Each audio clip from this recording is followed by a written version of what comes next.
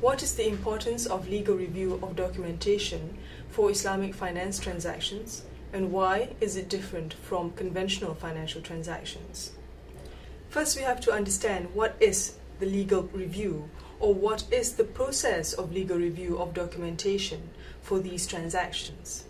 Legal review of documentation is essentially the process where the legal documents produced for an Islamic finance transactions, such as, for example, the PPM, the investment management agreement, the custodian agreement, where all these legal documents are reviewed by an expert in Sharia to ensure that there is nothing in these documents which are prohibitive to Islamic finance or contain prohibitive elements within Islamic finance.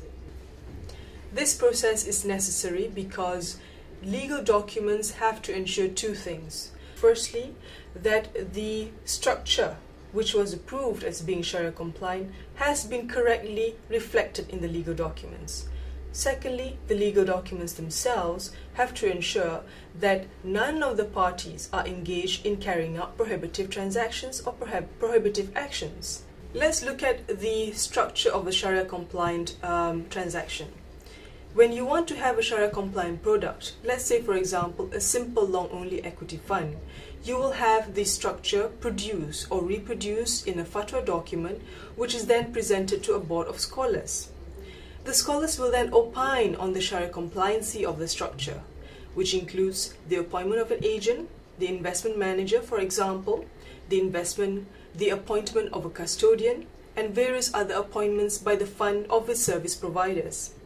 Now, these are relationships inherent within the structure, and these relationships have been reviewed, have been examined by the Sharia board, and they have opined on this particular structure, including the relationships existing within the structure. In their opinion, the relationships existing between the fund and the service providers are all Sharia compliant, and therefore they approve of the structure and issue a fatwa. That is the first step. However, you have to ensure that these legal relationships which exist in the structure are correctly reflected in the legal documentation. For example, where you have the appointment of a custodian or the appointment of an investment manager, all as agents, these appointments must be reflected in the necessary legal documents. You cannot have a missing agency appointment, for example, within the list of legal documents.